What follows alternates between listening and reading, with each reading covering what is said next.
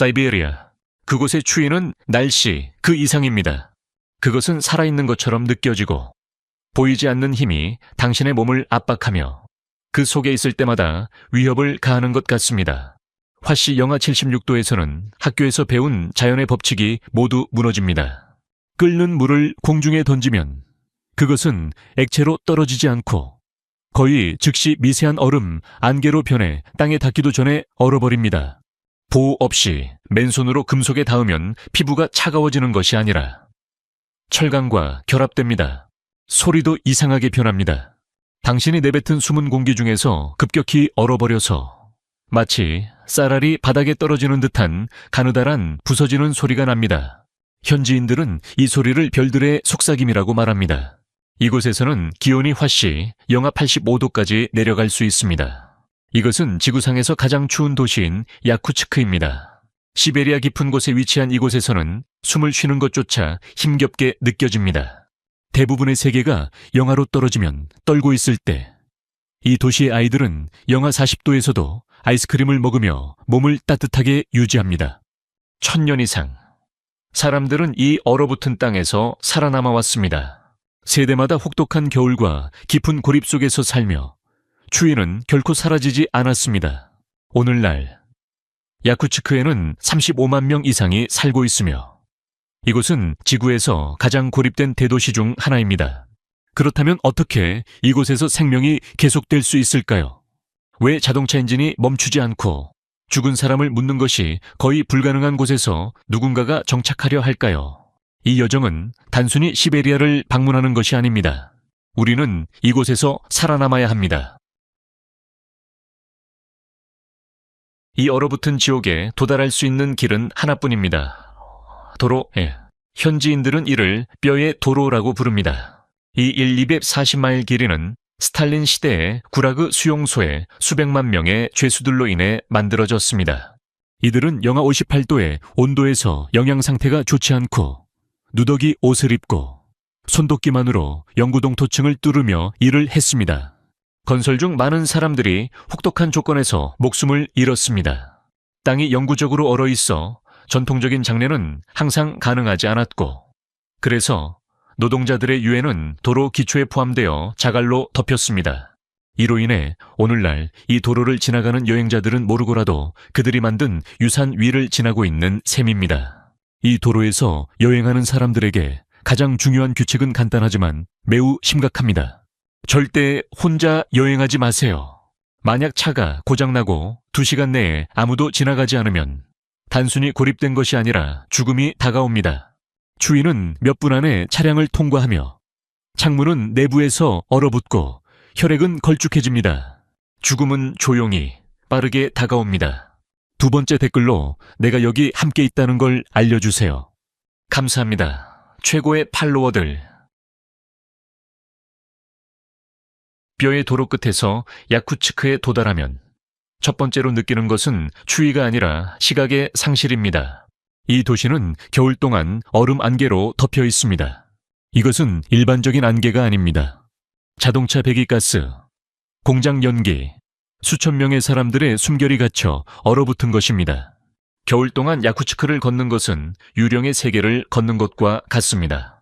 겨우 6피트 정도의 거리에서만 그림자가 보이고 안개가 너무 두껍고 지속적이어서 도시 안에 자신만의 미세기후를 만듭니다. 하지만 야쿠츠크가 극단적인 곳이라고 생각한다면 그건 틀린 생각입니다. 2날을 더 내륙으로 가면 지구상에서 가장 추운 지속적으로 사람이 거주하는 곳인 오이미야콘에 도달합니다. 오이미야콘에서는 기온이 영하 96, 2도까지 기록된 적이 있습니다. 이것은 화성의 평균 온도보다 더 차갑습니다. 이 온도에서는 펜잉크가 고체로 얼고 핸드폰 배터리는 몇 초 만에 공기에 노출되면 죽으며 금속 테두리 안경을 쓰고 있으면 극도의 추위로 인해 피부가 타는 위험이 있습니다. 시베리아 도시들에서는 자동차가 아무도 없이 작동하는 것을 볼 수 있습니다. 교회나 상점, 집 밖에서 몇 시간 동안 엔진을 켠 채로 서 있는 것을 볼 수 있습니다. 이것은 무심함이나 환경에 대한 무지가 아닙니다. 그것은 생존을 위한 것입니다.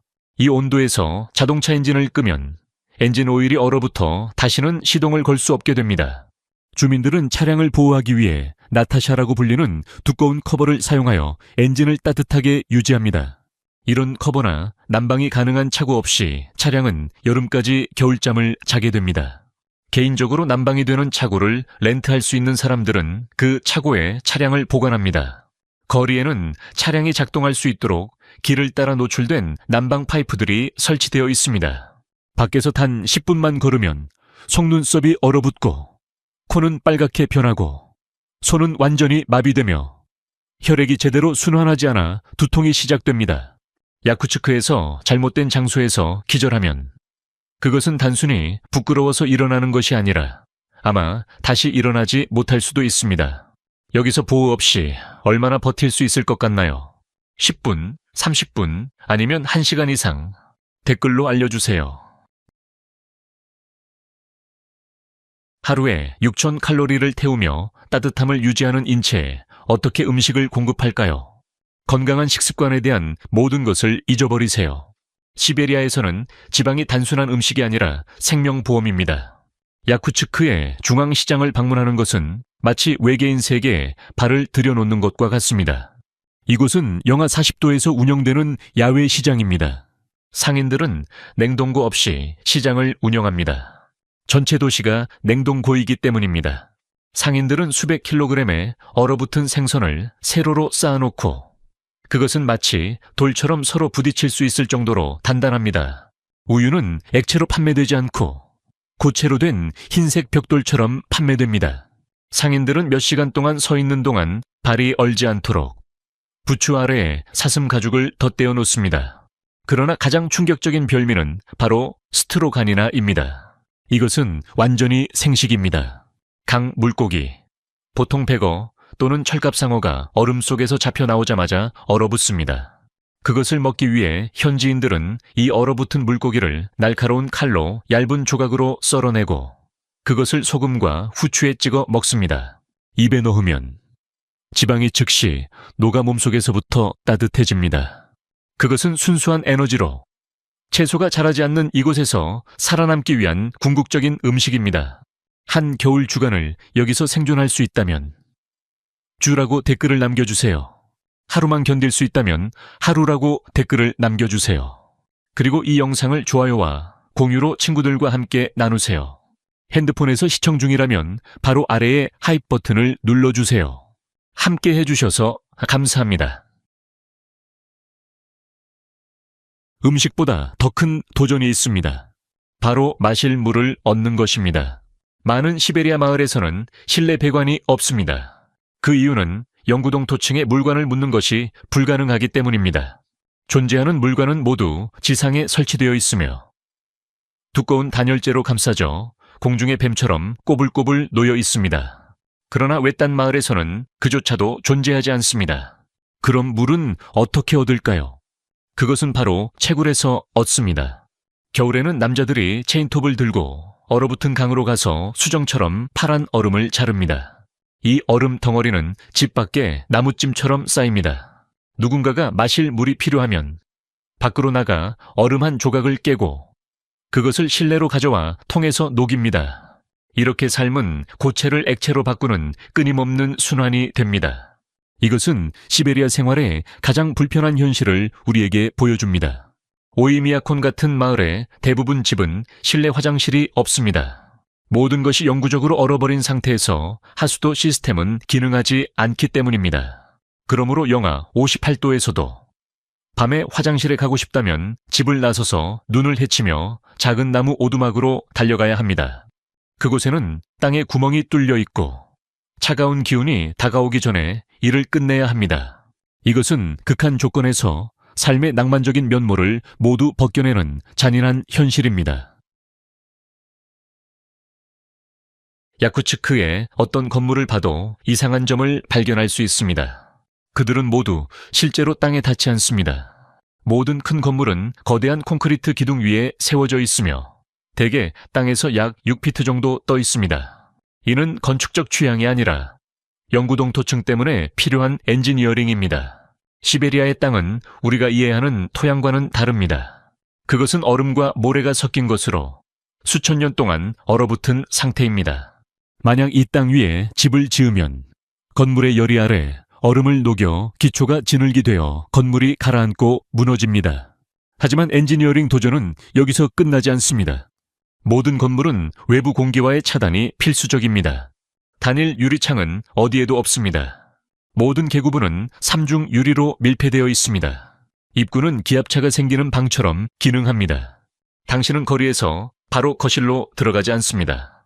먼저 두꺼운 벨트로 된 문을 통과하고 작은 단열 구역을 지나서 두 번째 문을 열고 내부로 들어갑니다. 난방 시스템도 매우 중요하고 취약합니다. 열은 중앙열병에서 나오는 뜨거운 물이 24시간 동안 모든 건물을 통해 순환하면서 공급됩니다. 만약 이 시스템에 문제가 생기면 주민들은 치명적인 기한을 가집니다. 문제를 해결할 수 있는 시간은 약 3-5시간입니다. 뜨거운 물이 순환을 멈추면 그것은 얼어붙고 팽창하면서 모든 파이프가 터집니다. 그때 건물은 더 이상 살 수 없는 봄까지 얼음 덩어리로 남게 됩니다. 왜 사람들이 이 얼어붙은 지옥에서 살기를 선택할까요? 그 답은 몇 세기 전 이 지역에 정착한 원주민 야쿠트족으로 거슬러 올라갑니다. 이들은 현대 기술이 없었던 시절부터 이 기후에 적응하며 살았습니다. 그들은 사냥, 낚시, 술록을 기르며 외부인들에게 거의 초자연적으로 보이는 기술들을 개발했습니다. 소련 시대에는 어두운 이유로 인구가 급증했습니다. 수천 명의 정치적 죄수들, 과학자들, 작가들, 지식인들이 이곳으로 추방되었습니다. 많은 사람들이 첫 겨울을 견디지 못하고 죽었지만 살아남은 사람들은 그곳에 정착하게 되었고 그들의 후손들이 오늘날까지 살고 있습니다. 최근 인구조사에 따르면 야쿠트족은 전체 인구의 약 60%를 차지하고 있으며 러시아인은 25%를 차지합니다. 하지만 시베리아에서 살고 있는 사람들의 정말 놀라운 점은 무엇일까요? 이곳의 추위는 다른 어떤 곳의 눈과도 다릅니다. 그것은 매우 건조해서 우리가 알고 있는 젖은 눈이 아니라 하늘에서 떨어지는 먼지처럼 느껴집니다. 가장 큰 끊임없는 두려움은 배고픔이나 고립이 아니라 동상입니다. 노출된 피부는 단 몇 분 만에 신체 일부를 영구적으로 잃을 위험이 있습니다. 시베리아가 독립된 국가라면 그것은 지구에서 가장 큰 나라가 될 것입니다. 캐나다나 미국보다도 더 넓습니다. 그러나 사실상 그것은 인간의 사막과 같습니다. 러시아 영토의 77%를 차지하지만 그곳에 살고 있는 사람은 3,300만 명에 불과합니다. 인구 밀도는 너무 낮아서 며칠 동안 다른 사람을 한 명도 만나지 않을 수 있습니다. 공식적인 화폐는 루블이지만 고립된 마을에서는 종이돈이 무의미해집니다. 경제는 다시 원시적인 물물 교환으로 돌아갑니다. 연료, 기계 부품, 고기는 현금 가방보다 더 가치가 있습니다. 그렇다면 왜 사람들이 여기서 살까요? 시베리아는 바로 러시아의 금고입니다. 이곳이 바로 천연가스, 석유, 다이아몬드가 나오는 곳입니다. 정부는 노동자들을 이 얼어붙은 황무지로 유인하기 위해 북부급여를 지급합니다. 이곳에서 운전사나 엔지니어는 모스크바에서 벌 수 있는 것보다 3배를 더 벌 수 있습니다. 도시에서 $1,000를 버는 일자리는 여기서 $3,000를 벌 수 있습니다. 하지만 여기에는 함정이 있습니다. 왕처럼 벌지만 생존을 위해서는 모든 것을 다 써버립니다. 거의 모든 소비되는 물건은 비행기로 운반되거나 위험한 임시얼음 도로를 통해 운송됩니다. 운송 비용은 엄청나게 비쌉니다. 하나에 수입된 사과나 신선한 채소는 작은 재산을 요구합니다. 사람들은 황금의 세장에서 루블을 쌓아가지만 기본적인 편안함은 결핍된 채 살아갑니다. 시베리아의 원주민들은 인류 역사상 가장 위대한 생존 이야기 중 하나를 대표합니다. 이들은 4만 년에서 1만 5천 년 전 다른 집단들과 분리되어 여러 가지 관습을 발전시키며 극한의 조건에 완벽하게 적응한 수십 개의 민족으로 나뉩니다.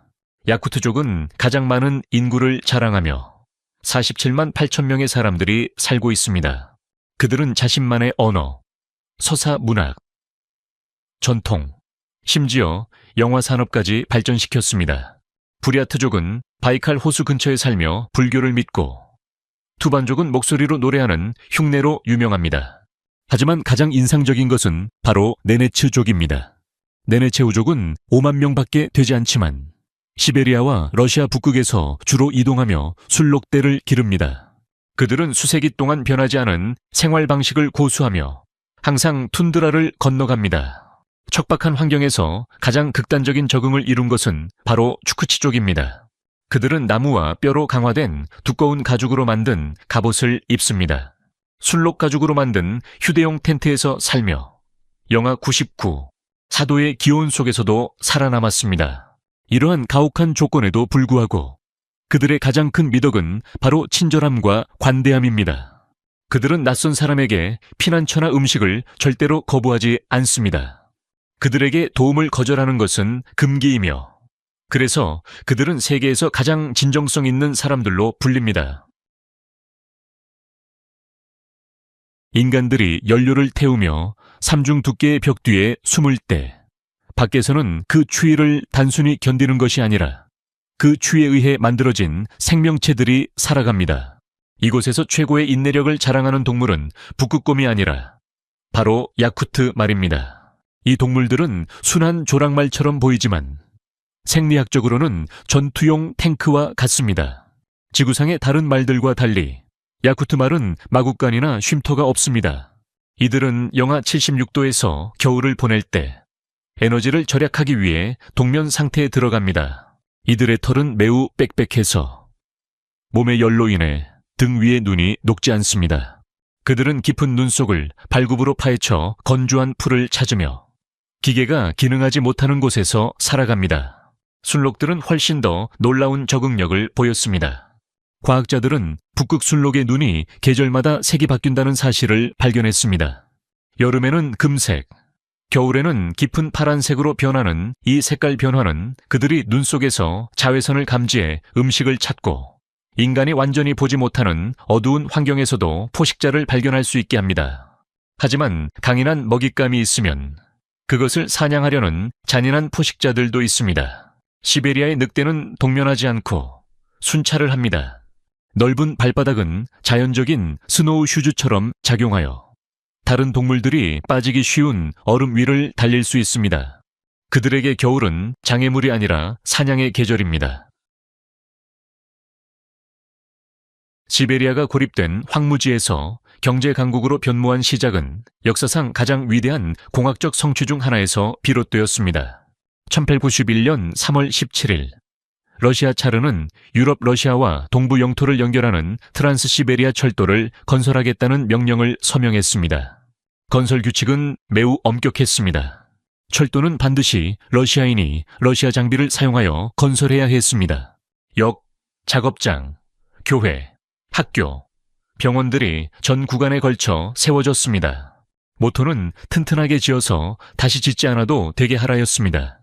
13년간의 혹독한 건설을 거쳐 1904년 7월 21일 철도가 완공되었습니다. 주요 노선은 9,000km 이상을 차지하며 두 대륙과 8개의 시간대를 가로지릅니다. 이 여정을 멈추지 않고 완료하려면 최소 7일이 걸립니다. 이 철도는 단순한 교통수단을 넘어 러시아의 생명선이 되었습니다. 오늘날 이 철도는 러시아 수출의 약 30%를 운반하며 러시아 산업 잠재력의 10%가 있는 지역을 통과합니다. 100년 이상 기차는 낮과 밤을 가리지 않고 쉼없이 달렸으며 앞으로도 시베리아와 러시아의 중요한 혈관 역할을 할 것입니다. 영구동토 아래에는 국가들이 전쟁을 벌일 수 있는 보물이 숨겨져 있습니다. 시베리아는 러시아의 에너지 자원의 거의 전부를 보유하고 있습니다. 러시아의 석유 리서브스의 80%, 천연가스 리서브스의 95%가 이 얼어붙은 땅 아래에 있습니다. 서시베리아 지역만 해도 지구에서 가장 큰 석유 및 가스 분지 중 하나입니다. 가즈프롬이라는 국영 가스 대기업을 들어봤다면 그들의 거의 모든 파이프라인이 이곳에서 시작됩니다. 사모틀로르라는 지역은 한때 러시아의 석유 심장부로 묘사되었습니다. 수십 년간의 채굴에도 불구하고 이곳은 여전히 수십억 배럴의 석유를 지하에 간직하고 있습니다. 더 북쪽에는 노릴스크라는 거대한 산업 도시가 있으며 이곳에는 수백만 톤의 구리와 팔라듐이 있습니다. 이 귀금속들은 우리의 전화기, 전기차, 고급 무기를 작동시키는 에너지원입니다. 시베리아는 또한 원자력 발전소와 전략적 무기의 연료인 중요한 우라늄 매장지를 보유하고 있습니다. 이 모든 석유, 가스, 석탄, 우라늄, 귀금속들이 시베리아를 얼어붙은 황무지에서 러시아 경제의 중요한 축으로 변화시켰습니다. 바이칼 호수는 또 다른 시베리아의 극단을 대표합니다. 그것은 세계에서 가장 큰 담수호로 지구 전체 담수의 20%를 보유하고 있습니다. 또한 이 호수는 지구에서 가장 깊은 호수로 5,387피트 깊이를 자랑합니다. 이 거대한 호수는 산으로 완전히 둘러싸여 있으며 330개 이상의 강이 이곳으로 흐릅니다. 그 거대한 크기 때문에 종종 바이칼 바다라고 불리기도 합니다. 겨울에는 호수 전체가 얼어붙으며 일부 지역에서는 얼음 두께가 5피트에 달합니다. 여름에는 폭풍이 몰아쳐 파도가 거의 15피트에 이를 수 있습니다. 시베리아는 4개의 세계에서 가장 긴 강을 포함한 강들로 정의됩니다. 오브, 아무르, 예니세이, 그리고 레나. 이 강들은 단순한 수로가 아니라 이 광활한 지역을 살리게 하는 혈관입니다. 오브강 유역에는 시베리아에서 가장 인구가 많은 도시인 노보시비르스크가 있습니다. 이곳은 항공우주, 원자력 연료, 수력 발전에서 주요 산업 중심지입니다. 예니세이 강 유역은 노릴스크를 중심으로 전 세계 니켈 자원의 40%를 보유하고 있으며 니켈과 팔라듐의 가장 큰 생산지입니다. 레나 강 유역에는 놀라운 레나 성림이 있습니다. 이곳은 강을 따라 220km에 걸쳐 있으며 수백만 년 전에 형성된 거대한 돌 기둥들이 서 있습니다. 이곳은 유네스코가 2012년에 세계유산으로 지정한 장소입니다. 마지막으로 아무르 강은 러시아와 중국의 국경을 이루고 있으며 국제관계에서 중요한 지정학적 요소입니다. 이 15가지 사실들은 우리가 인간의 한계에 대해 생각하는 모든 것을 도전하는 진실을 드러냅니다. 시베리아는 단순한 지도상의 한 장소가 아니라 인간이 리터럴리 무엇이든지 적응할 수 있다는 것을 증명합니다. 얼어붙은 땅 위에 떠있는 도시들에서부터 강에서 마실 물을 채굴하는 사람들, 기계들이 죽을 겨울을 살아내는 말들, 수천 년 동안 현대 기술을 물리친 원주민들까지 모든 것이 이곳에서 살아가는 방식입니다. 다음번에 추운 날에 불평을 한다면 영하 40도에서 아이스크림을 먹는 야쿠츠크의 아이들을 기억해보세요. 뼈의 도로를 맨손으로 만든 노동자들을 기억하세요. 지금 이 영상을 보고 있는 지금 35만 명이 넘는 사람들이 지구상에서 가장 추운 곳에서 살아가며 일하고 가족을 키우고 있다는 사실을 기억하세요. 시베리아에서의 일상생활에서 가장 놀라운 점은 무엇이었나요? 극한 추위를 경험해 본 적이 있나요? 오늘 우리가 다룬 것과 비교해 보셨다면 그 경험은 어땠나요? 댓글로 여러분의 생각을 공유해 주세요. 우리는 항상 여러분의 의견을 기다립니다. 그리고 구독 버튼을 누르고 알림을 켜서 다음 영상에서 다시 만나보세요. 오늘 함께 해주셔서 정말 감사합니다. 즐거운 시간이 되셨기를 바랍니다. 여러분의 지원은 정말 큰 의미가 있습니다. 최고의 행운을 빕니다. 시청해 주셔서 감사합니다. 이 영상이 유익하셨다면 좋아요와 구독, 그리고 알림 설정까지 잊지 말고 눌러주세요. 새로운 영상을 놓치지 마세요. 다음 영상에서 만나요.